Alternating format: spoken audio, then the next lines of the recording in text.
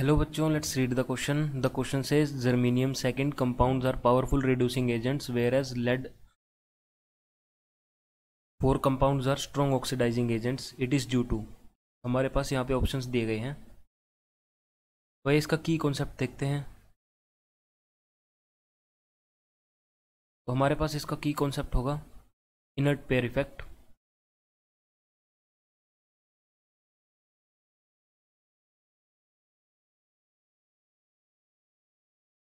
वही देखते हैं इनर्ट पेयर इफेक्ट हमारे पास क्या होता है।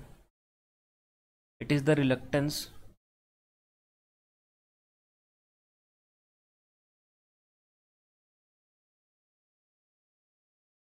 of ns electrons to participate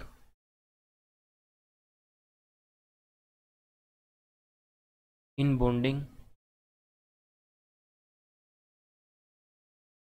in p block elements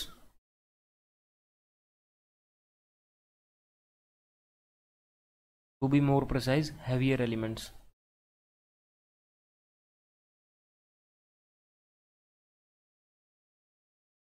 तो हमारे पास यहाँ पे कार्बन फैमिली दी गई है। सबसे पहले देखते हैं carbon, silicon, germanium, tin and lead. तो डाउन द ग्रुप जैसे हम मूव करते हैं, जो हमारा साइज़ है वो इंक्रीज़ होता है। जो साइज़ इंक्रीज़ होता है क्योंकि हमारे नंबर ऑफ सेल्स बढ़ते जाते हैं नीचे। उसके बाद जो हमारी इलेक्ट्रोनेगेटिविटी है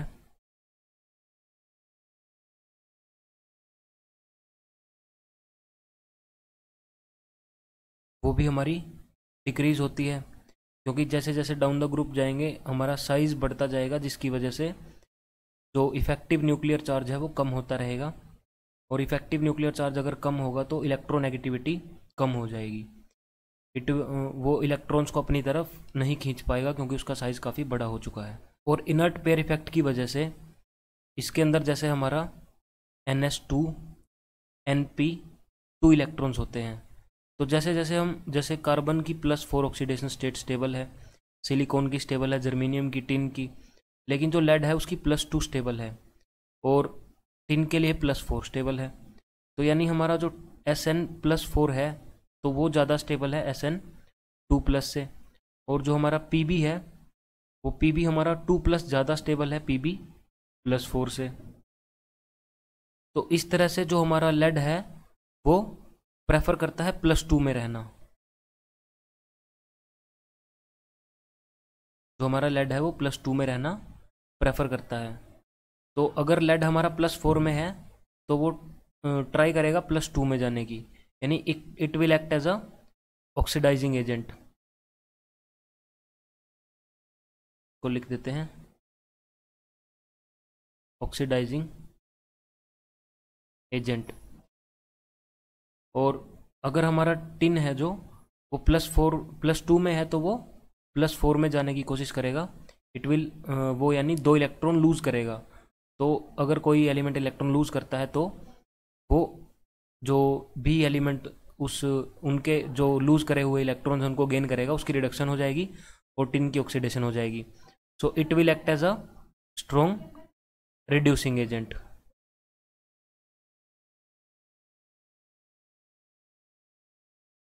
तो यहाँ पे ऑप्शंस को देखते हैं। Lead is more electronegative than germanium. तो लेड हमारा ज़्यादा इलेक्ट्रोनेगेटिव है जर्मेनियम से, ये गलत हो जाएगी बात, क्योंकि डाउन द ग्रुप तो इलेक्ट्रोनेगेटिविटी डिक्रीज होती है, तो ये गलत हो जाएगा। The ionisation energy of lead is less than that of germanium. जो आयनाइजेशन एनर्जी है लेड की वो कम होगी जर्मेनियम से। तो ये वाला हमारा जो बात है वो सही हो जाएगी, बट ये इसका करेक्ट रीज़न नहीं है कि जो हमारा टिन है वो एक as a reducing agent act करता है और लेड हमारा ऑक्सीडाइजिंग एजेंट एक्ट करता है।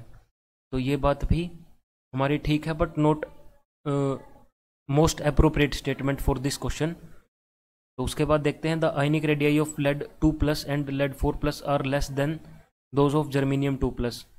जो लेड 2+ की आयनिक रेडियाई है वो ज़्यादा होगी ऑब्वियसली, क्योंकि लेड का जो एटॉमिक नंबर है या जो लेड जिस पीरियड से बिलोंग करता है वो उसके अंदर सेल्स ज़्यादा होंगी, क्योंकि लेड का जो पीरियड होगा 2 3 4 5 6, लेड 6th पीरियड का एलिमेंट है, तो इसका मतलब इसके अंदर 6 सेल्स हैं, जबकि जर्मेनियम के अंदर ओनली 2 3 4 सेल्स होंगी। तो ये वाली बात हमारी गलत हो जाएगी। More pronounce inert pair effect in lead, और लेड में हमारा इनर्ट पेयर इफेक्ट ज़्यादा होगा जर्मेनियम के कंपैरिजन में। ये हम देख चुके हैं, हैवियर एलिमेंट्स में इनर्ट पेयर इफेक्ट ज़्यादा होगा, तो ये वाली स्टेटमेंट एक्यूरेट होगी। तो हम यहाँ पे टिन को कंपेयर कर रहे थे, लेकिन हमारा जर्मेनियम को कंपेयर करना है, तो जर्मेनियम के अंदर भी यही बात होगी कि जो जर्मेनियम की +4 ऑक्सीडेशन स्टेट है वो ज़्यादा स्टेबल होगी जर्मेनियम 2+ से। तो अगर वो ज़्यादा स्टेबल है जर्मेनियम 4+, तो वो as a reducing agent act करेगा, और यहाँ पे ये हम एक्सप्लेन कर चुके हैं। तो option D would be the most appropriate option to this question. Hope you understand the concept well. Best of luck.